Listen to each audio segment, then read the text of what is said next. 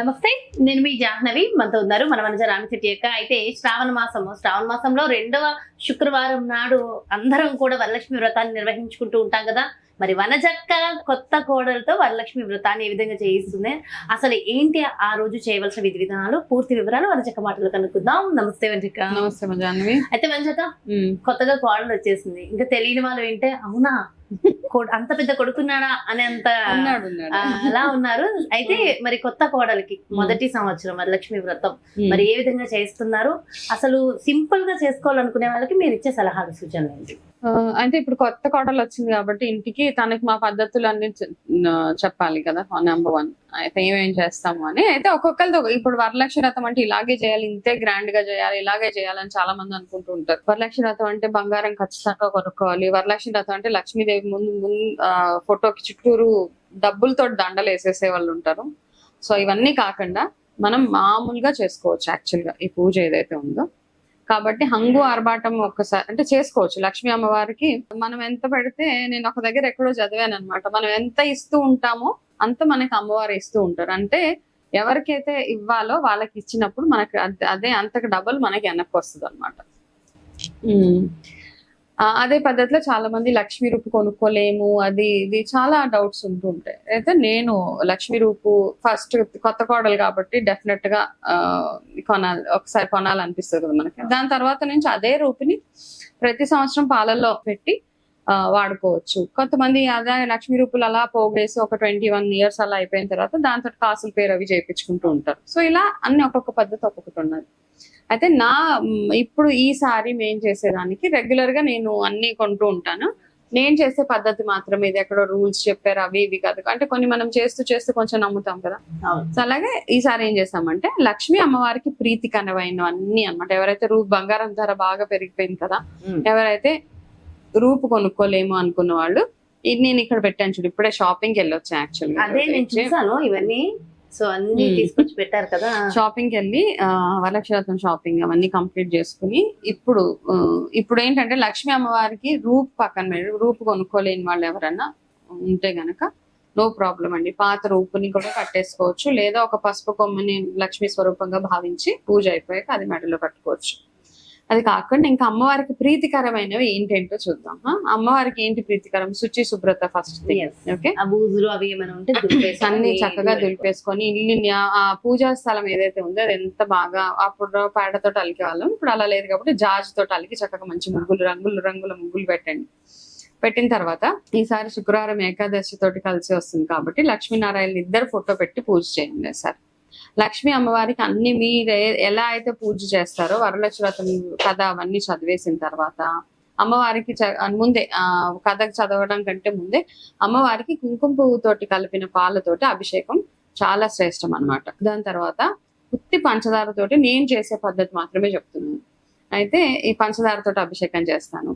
అమ్మవారికి తెలుపు వర్ణం అన్నా ఎరుపు వర్ణం అన్నా చాలా ఇష్టం. అయితే అమ్మవారికి దీపారాధన మాత్రం ఎరుపు ఒత్తులతో చేస్తాను వరలక్ష్మి వ్రతం రోజు. ఎరుపు ఒత్తులు అమ్మవారికి ఎరుపు ఇష్టం కాబట్టి ఎరుపు ఒత్తులతోటి చేస్తూ ఉంటాను. ఎరుపు పసుపు ఒక పూట పసుపు. అంటే ఎరుపు ఒత్తులతో చేయడం వల్ల ఫలితం ఏంటి? అమ్మవారికి ఇష్టమైన రంగు ఎరుపు అన్నమాట. సో ఆదివారం పూటను లక్ష్మీ అమ్మవారికి చేసేటప్పుడు నేను ఎర్రటి ఒత్తులు లేకపోతే లోటస్ మన కమలా ఒత్తులు అంటాం కదా, వాటితోటి అరటి నారతోటి ఒత్తులు వీటితోటి పెడుతూ ఉంటాం. సో అలా అలవాటు అయిపోయింది. సో మన ఇష్టం, మనం ఎంతగా అంటే మన ఇంటికి అమ్మవారు వరలక్ష్మి వ్రతం రోజు వచ్చినప్పుడు మనం ఏదో కొంచెం డిఫరెంట్ గా చేయాలనుకుంటూ ఉంటాం కాబట్టి ఎర్రవత్తుల్ని రెగ్యులర్ గా నేను అమ్మవారి దగ్గర వాడుతూ ఉంటాను. అలాగే ఈ శ్రీఫలాలు ఇవి చిన్నటివి కదా, కొబ్బరికాయలా? శ్రీఫలం చిన్నవి అనమాట. ఈ శ్రీఫలాలు కూడా వరలక్ష్మి వ్రతానికి నేను తీసుకుంటాను. ఈసారి కొత్త కోడలు వచ్చింది కాబట్టి అమ్మాయికి చూపించాలని ఇవన్నీ తీసుకున్నాను అనమాట. అయితే ఈ శ్రీఫలం వల్ల చాలా ఆరోగ్యపరంగా కూడా చాలా బెనిఫిట్స్ ఉంటాయి అన్నమాట. అయితే ఏం బెనిఫిట్స్ అనొచ్చు, కొంచెము చలవ ఎక్కువ చేసేస్తుంటారు చాలా మందికి, జలుబు సమస్యలు, లంగ్స్ కి సంబంధించిన సమస్యలు, ఆస్తమా సమస్యలు అట్లాంటివి ఉన్నప్పుడు వాళ్ళు ఈ శ్రీఫలాన్ని వాటర్ లో రాత్రి అంతా నానబెట్టి మార్నింగే ఆ వాటర్ ఆయుర్వేద ప్రకారం ఉదయాన్నే ఆ వాటర్ తాగితే వాళ్ళకి ఇటువంటి ఇబ్బందులు ఏమి ఉండకుండా ఉంటదని. ఓకే, అలాగే కాకుండా ఈ శ్రీఫలంలో సాక్షాత్ లక్ష్మీ అమ్మవారు ఉంటారని చెప్తారనమాట. సో వీటిని ఏం చేస్తారంటే అమ్మవారికి పూజ చేసి మనం అష్టోత్తరాలు చదివేటప్పుడు ఇక్కడ నేను ఏవేవేదో చాలా పెట్టాను, ఇవన్నిటితోటి అమ్మవారికి సమర్పిస్తూ ఉండండి. ఇవన్నీ 11 తెచ్చుకున్నాం. ఇవి పెట్టుకున్న తర్వాత వీటిని పూజ అయిపోయిన తర్వాత ఏం చేస్తారంటే పూజ దగ్గర పెట్టేయండి. లక్ష్మీ వ్రతం అవుతున్నప్పుడు వీటిని ఏం చేస్తారంటే పూజ అయిపోగానే ఒక ఎర్రటి వస్త్రంలో కొంచెం పచ్చకర్పూరం లాంటిది ఇందులో కలిపేసి, మీకు ఎక్కడైనా అంటే ఇంట్లో అంతా మంచి జరగాలని, ఇప్పుడు ఇది కట్టుకుంటే డబ్బులు వస్తాయని నేను చెప్పను, ఇది ఎక్కడ మీకు ఇష్టం నచ్చిన ప్లేస్ అంటే మీ బీరువాలో పెట్టుకోవచ్చు, లేకపోతే మీ కార్ లో మీరు డ్రైవింగ్ చేసేటప్పుడు అలా, కానీ లేదు అంటే డ్రైవింగ్ ప్లేస్ లో కూడా పెట్టుకోవచ్చు అనమాట. అంటే మనకి ఏ కోరికనైతే మనం అనుకుంటూ ఉంటామో అది తీర్చడానికి ఈ శ్రీఫలం పనికొస్తుంది. సాక్షాత్ లక్ష్మీ అమ్మవారే మనతో ఉంటారు అనమాట. ఎవరైతే కార్ లో దీంతో పాటు చాలా మంది కార్లో పెట్టుకుంటారు. ఇది నార్త్ సైడ్ చూస్తే యాక్సిడెంట్స్ అవి అవ్వకుండా కాపాడుతుంది అమ్మవారు అని ఒక నమ్మకం అన్నమాట. సో అలా కూడా మనం చేసుకోవచ్చు. ఎర్రటి బట్టలు ఇది కట్టాలి పూజ తర్వాత. దాని తర్వాత ఇవి గవ్వలు, లక్ష్మీ గవ్వలు అంటే అన్ని 11 లక్ష్మీ గవ్వలు ఇట్లా పసుపు రంగులో ఉంటాయి గవ్వలు.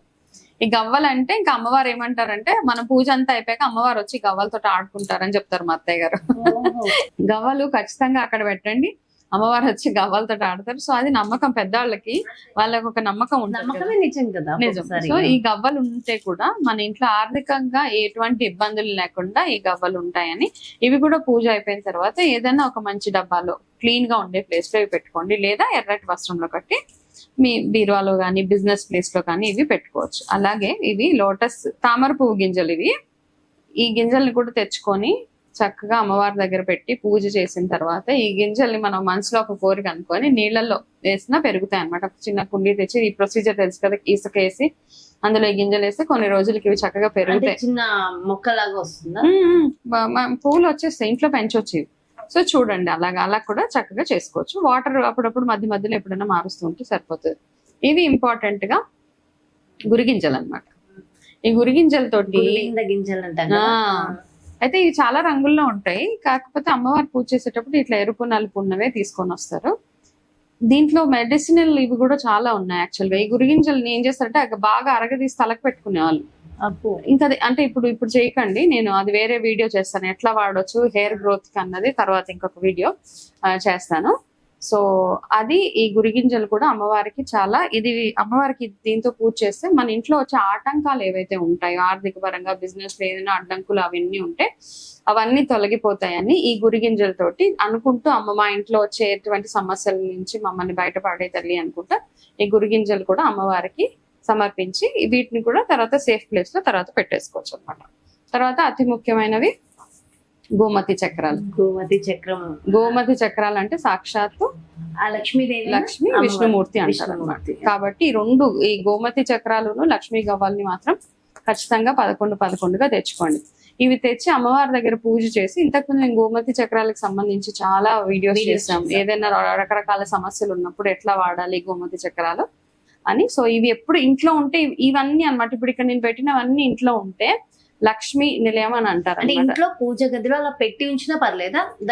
పూజ ఏమైనా చేయాలి పర్వాలేదు, ఇవన్నీ మనకి అలా స్టోర్ అన్నమాట, ఇంట్లో అట్లా ఉండాలి.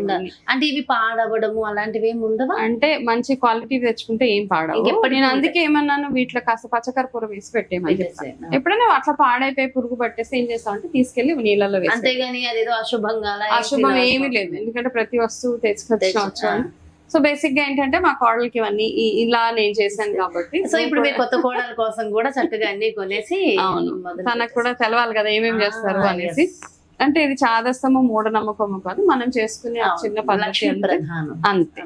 ఆమెకి ఇష్టమైనవి అన్ని మనం తీసేందుకే సంవత్సరానికి ఒకసారి చేసుకుంటాం కాబట్టి. ఇంకా అలాగే ప్రసాదాల విషయానికి వస్తే అన్ని బూరెలు నైవేద్యాలు అన్ని చేసుకొని సో అందుకని అన్నమాట. ఎవరైనా ఇంటికి సంవత్సరానికి ఒకటేసారి అమ్మవారు వచ్చినప్పుడు ఆవిడకి ఇష్టమైనవన్నీ పెట్టేయాలి కదా. చక్కగా వివరించారక్క. అండ్ కోడలికి సంబంధించి అన్ని చూపించారు. అండ్ చక్కగా వరలక్ష్మి వ్రతం చేసుకోండి కొత్త కోడలతో. చాలా సంతోషం. థ్యాంక్ యూ సో మచ్ వనజక్క. నమస్తే. నమస్తే. నీకు సుమన్ టీవీ ప్రేక్షకులందరికీ వరలక్ష్మి వ్రతం శుభాకాంక్షలు. ఇదండి మరి మీ అందరికీ కూడా వరలక్ష్మి వ్రతం శుభాకాంక్షలు. మరి ఆడవాళ్ళందరూ చక్కగా వరలక్ష్మి వ్రతాన్ని జరుపుకుని ఆయుర ఆరోగ్యాలతో అష్టైశ్వర్యాలతో కొలుతురుగాలని మనస్ఫూర్తిగా కోరుకుంటూ మరో ప్రత్యేకమైన కార్యక్రమంతో మళ్ళీ మీ ముందుకు వచ్చేస్తాను. నమస్కారం.